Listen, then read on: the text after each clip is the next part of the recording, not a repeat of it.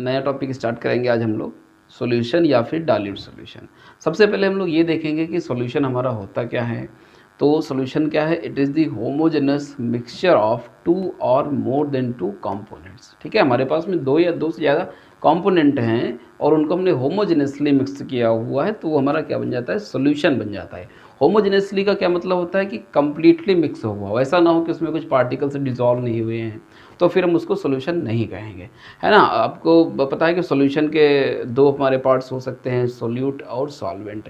ठीक है, सोल्यूट क्या है, सॉल्वेंट क्या है, बहुत ज़्यादा कन्फ्यूजन रहता है। कई बार क्वेश्चन ये पूछो कि सोल्यूट क्या है, तो कहते हैं कि भाई सोल्यूट वो है जो डिज़ोल्व हो, और सॉल्वेंट क्या है जो डिज़ोल्व करे।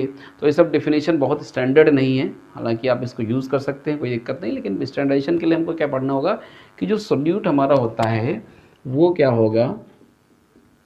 Solute is always less in amount, less in amount. Solution में वो सब्सटेंस जिसका अमाउंट कम हो that will be called as solute, और फिर सॉल्वेंट क्या हो जाएगा, इसका उल्टा फिर, है ना, जिसका अमाउंट क्या हो, मतलब मोर इन अमाउंट, है ना, मोर इन अमाउंट। तो सोल्यूट और सॉल्वेंट इस तरीके से डिफाइन हो जाते हैं।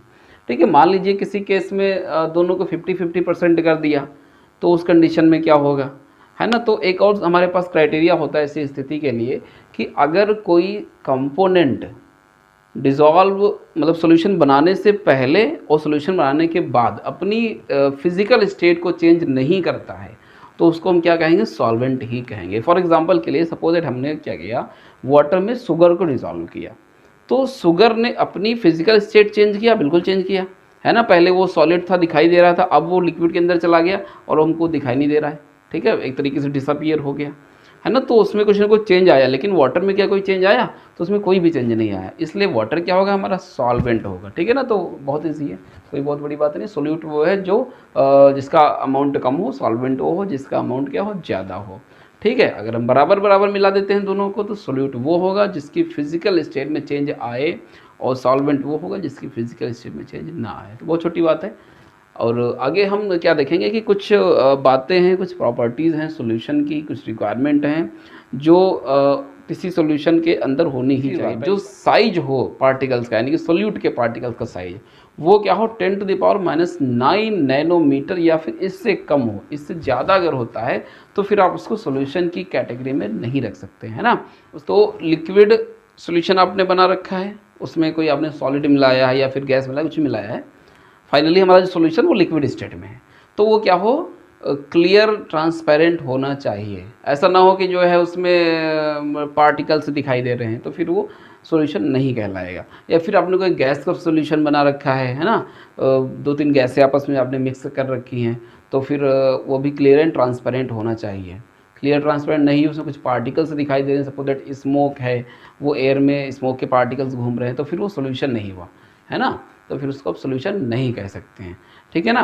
उसके बाद में क्या हो, जो सॉल्यूशन हो, जो सॉल्यूशन होता है उसमें कितने कंपोनेंट हैं। जैसे मान लीजिए किसी सॉल्यूशन के अंदर दो कंपोनेंट है, तो उसको हम क्या कहेंगे, बाइनरी सॉल्यूशन। किसी के अंदर तीन कंपोनेंट है तो टर्नरी सॉल्यूशन। किसी के अंदर चार है तो फिर क्वाटरनरी सॉल्यूशन। इस तरीके से इनको हम नाम दे देते हैं।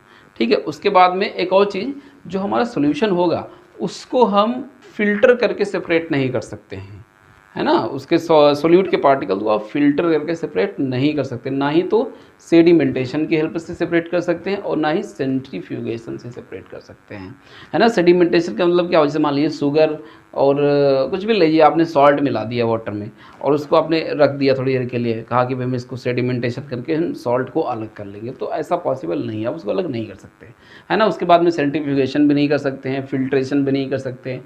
क्या आपने जो है शुगर और वाटर को मिक्स किया है फिर फिल्टर करके अलग कर लें, तो ऐसा पॉसिबल नहीं है। ठीक है ना। तो ये हमारे शुगर की कुछ प्रॉपर्टीज़ हैं, आप इन्हें रिक्वायरमेंट भी कह सकते हैं कि किसी सॉल्यूशन को, किसी सब्सटेंस को, किसी या फिर किसी मिक्सचर को सॉल्यूशन कहने के लिए ये क्राइटेरिया उसके अंदर होनी चाहिए, ये प्रॉपर्टीज़ होनी चाहिए। अगर वो इन सारी प्रॉपर्टीज़ को, इन सारे क्राइटेरिया को फॉलो नहीं करता है तो फिर हम उसको सॉल्यूशन नहीं कह सकते हैं। ठीक है ना।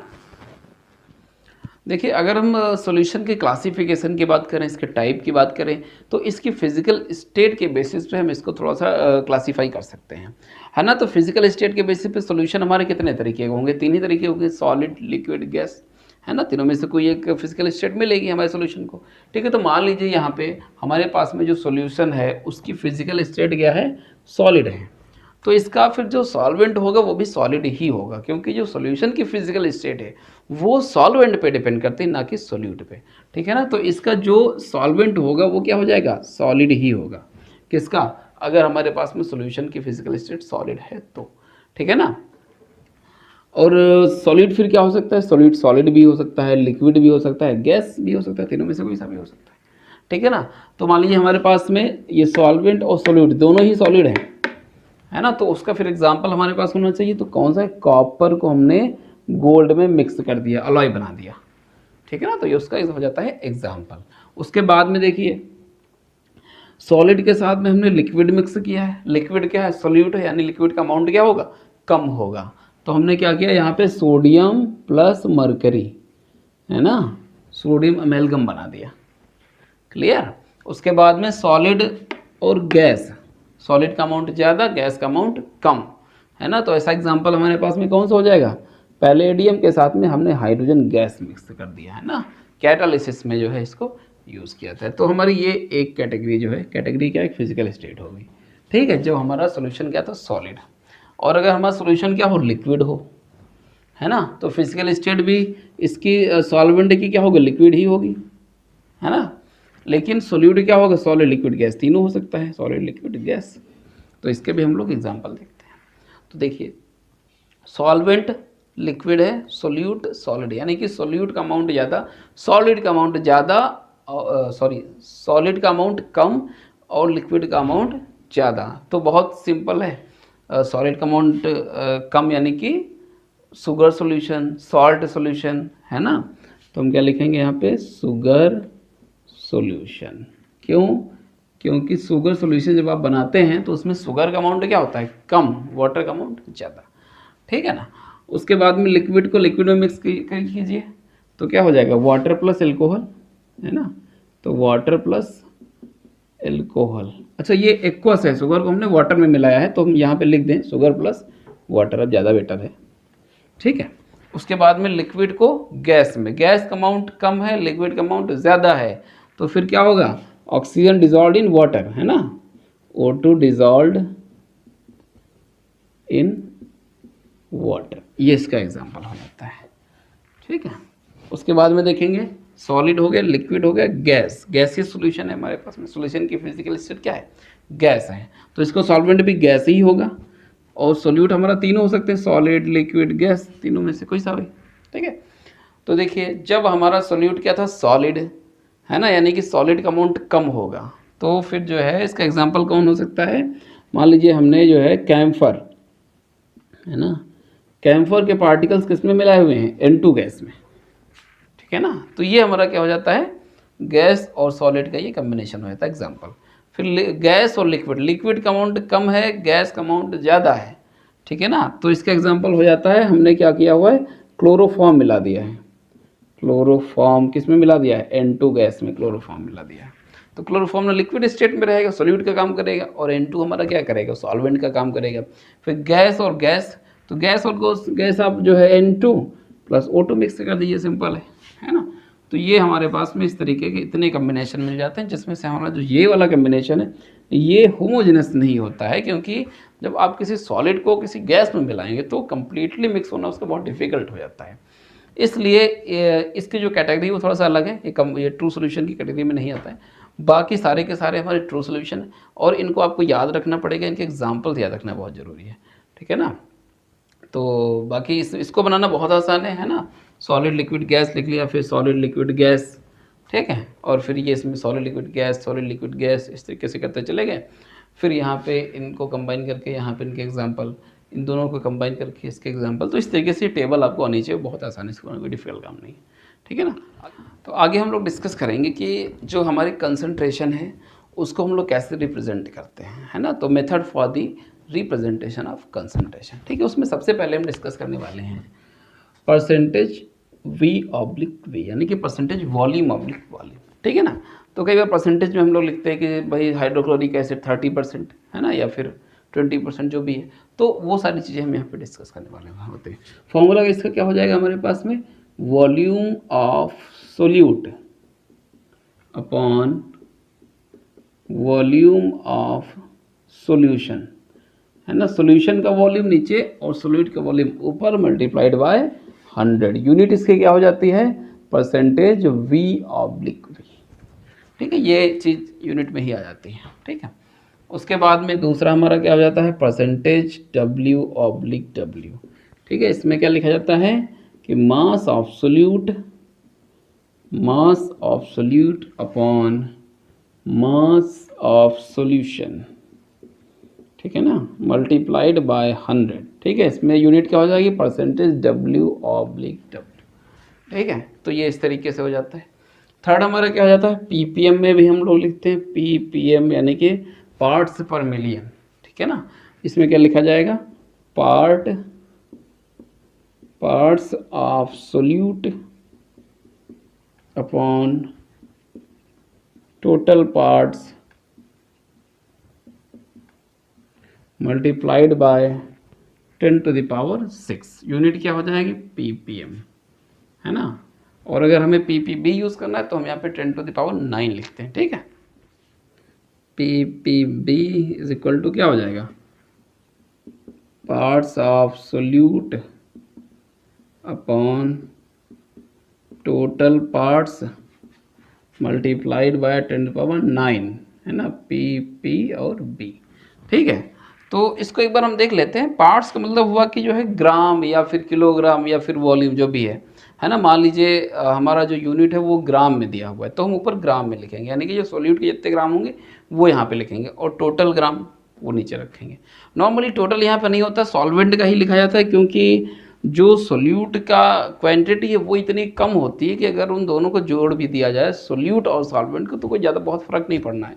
तो हमेशा कोई नेसेसरी नहीं होता है कि आप यहाँ पे जो है टोटल लिखिए, आप यहाँ पे सॉल्वेंट का लिखेंगे तो भी चलेगा। लेकिन अगर सिचुएशन के हिसाब से आपको मिल रहा है ऐड करके तो आप लिख सकते हैं, कोई दिक्कत नहीं। नॉर्मली इसकी कोई खास ज़रूरत नहीं होती है टोटल करने की, आप सॉल्वेंट का सिंपल लिख सकते हैं।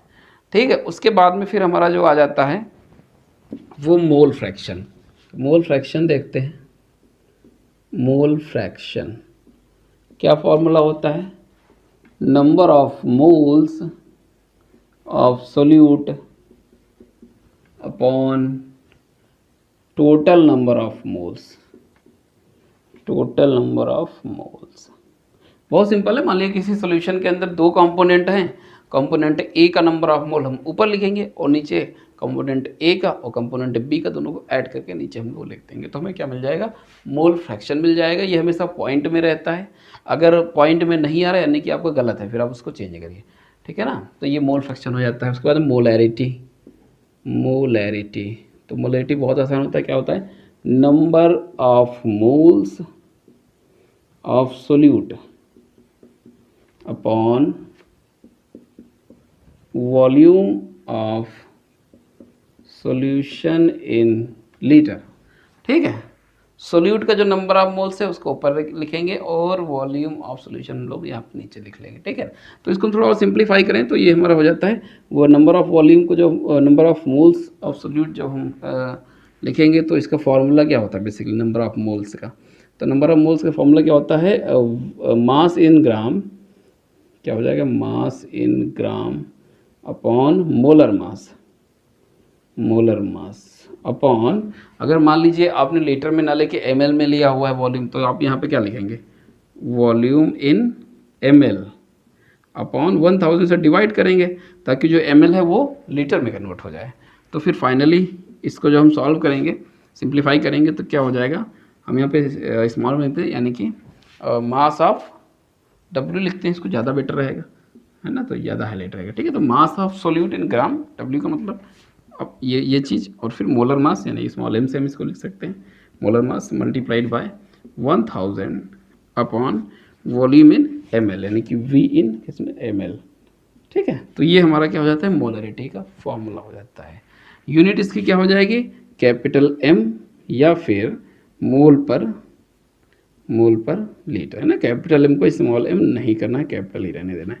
ठीक है, तो फिर ये हमारा हो जाता है मोलरिटी का फॉर्मूला। के बाद डिफिनेशन भी पूछी जाती है, मोलरिटी होती क्या है, तो आप क्या कहेंगे, number of moles present in 1 litre of the solution is called as the molarity. ठीक है, उसके बाद में हमारा क्या होता है मोलैलिटी। तो मोलैलिटी मैं इसी में लिखता हूँ ताकि कंपेयर कर सकूँ, ठीक है। तो देखिए मोलैलिटी, मोलैलिटी है ना, तो स्पेलिंग में बहुत ज़्यादा डिफरेंस नहीं है ना, एल की जगह आर आ गया, यही अंतर है। तो फॉर्मूले में बहुत अंतर नहीं होता है। क्या लिखेंगे, number of moles of solute upon mass of solvent in kilogram, ठीक है। तो सिंपल है, ऊपर वाली चीज़ सेम है ना, नीचे में खाली अंतर है। यहाँ पे क्या कह रहा है, मास पूछ रहा है, यहाँ पे वॉल्यूम कह रहा था, है ना। तो मास होगा तो ऑफकोर्स किलोग्राम में होगा, और ये होगा तो लीटर में होगा, बस खाली यही अंतर है। इसको थोड़ा और हम सिंप्लीफाई करेंगे तो क्या हो जाएगा, ऐसा ही हो जाएगा लगभग कुछ। तो मैं डायरेक्ट ही लिख देता हूँ, क्या हो जाएगा, ये mass of the solute in gram upon molar मास, ठीक है। और ये 1000 वैसे ही रहेगा मल्टीप्लाइड बाय 1000 अपॉन यहाँ पे क्या है वॉल्यूम इन ml, तो ये क्या हो जाएगा वॉल्यूम मास इन ml, किसका मास, सॉल्वेंट का मास, ठीक है। तो ये दोनों फॉर्मूले हमारे इस तरीके से एक दूसरे से कहीं ना कहीं मैच भी करते हैं। और इसकी यूनिट क्या होती है, स्मॉल m, ठीक है। और दूसरी क्या हो जाएगी, मोल पर किलोग्राम। तो कोई सा भी इसमें यूनिट यूज़ करिए आप, चाहे इसको यूज़ करिए चाहे इसको यूज़ करिए, दोनों ही यूज़ किया जाता है, ठीक है। तो ये हमारा हो गया मोलैरिटी, मोलैलिटी हो गया। उसके बाद में क्वेश्चन ये होता है कि जो मोलैलिटी है यानी कि ऊपर वाला, ये मोलैरिटी से बेटर होता है, ऐसा क्यों है, ठीक है ना। इसको ज़्यादा प्रीफर किया जाता है, ये ज़्यादा अच्छा माना जाता है, ये अच्छा नहीं माना जाता। रीज़न देखिए क्या है कि यहाँ पे आप वॉल्यूम यूज़ कर रहे हैं, ठीक है ना, और वॉल्यूम टेम्परेचर के साथ में चेंज होता है। मान लीजिए आपने कोई सोल्यूशन बना के रखा है ना, और दूसरे दिन आए, दूसरे दिन का टेम्परेचर कुछ और था, ठीक है, पहले दिन कुछ और था टेम्परेचर एटमॉस्फेयर का, तो आपका जो सोल्यूशन है उसका वॉल्यूम चेंज हो जाएगा, और वॉल्यूम जब चेंज होगा तो फिर ये वैल्यू पूरी चेंज हो जाएगी, तो फिर मोलैरिटी चेंज हो जाएगी। लेकिन इसमें ऐसा कोई कॉन्सेप्ट ही नहीं, क्योंकि यहाँ पे क्या यूज़ किया जा रहा है, वेट यूज़ किया जा रहा है, मास यूज़ किया जा रहा है, उसका टेम्परेचर पे कोई फ़र्क नहीं पड़ता है ना। इस वजह से जो हमारा मोलैलिटी है वो ज़्यादा बेटर माना जाता है इन कंपेरिजन टू मोलैरिटी, ठीक है ना, तो ये ज़्यादा बेटर है, ओके ना। उसके बाद में हम लोग देख लेते हैं कि नॉर्मेलिटी क्या होता है। तो बहुत आसान है नॉर्मेलिटी भी। नॉर्मेलिटी बराबर क्या होता है, number of gram equivalents, number of gram equivalent upon volume of solution in litre, ठीक है। तो मोलैरिटी के जैसा ही है कहीं ना कहीं। मोलैरिटी में यहाँ पे हम लोगों ने क्या लिखा था, नंबर ऑफ मोल्स, तो नंबर ऑफ मोल्स के जगह नंबर ऑफ ग्राम इक्विवेलेंट लिखा गया। अब नंबर ऑफ ग्राम इक्विवेलेंट कैसे निकालोगे, वो भी नंबर ऑफ मोल्स से ही मिलता जुलता है, देख लेते हैं कैसे। तो नंबर ऑफ ग्राम इक्विवेलेंट, तो अगर हमने यहाँ पे मान लीजिए क्या लिखा होता है, नंबर ऑफ मोल्स लिखा होता है, मैं इसको हाइड करता हूँ तो एक लिए नंबर ऑफ मोल्स लिखा होता है, तो यहाँ पे हम क्या लिखते हैं, मोलर मास इन ग्राम, यानी कि वेट है ना, इन ग्राम अपॉन मोलर मास, यही तो लिखते हैं हम लोग, ठीक है। तो अब लेकिन हमें लिखना क्या है, नंबर ऑफ ग्राम इक्विवेलेंट निकालना है, नंबर ऑफ मोल्स नहीं निकालना है। तो नंबर ऑफ मोल्स नहीं निकालना, नंबर ऑफ ग्राम इक्विवेलेंट निकालना है, तो क्या करो, इसको मोलर मास को मिटाओ, तो यहाँ पे क्या लिखोगे, इक्विवेलेंट मास या फिर इक्विवेलेंट वेट, ओके। अब इक्विवेलेंट मास कैसे निकालोगे, इक्विवेलेंट मास बराबर क्या हो जाता है, मोलर मास अपॉन एसिडिटी और बेसिसिटी है ना, और नंबर ऑफ इलेक्ट्रॉन्स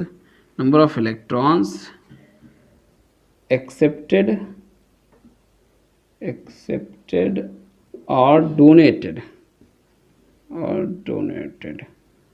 ठीक है। तो ये हमारा जो है इस तरीके से आप इक्विवेलेंट मास निकाल सकते हैं, ठीक है ना। तो ये हमारा नॉर्मेलिटी का फॉर्मूला हो जाता है।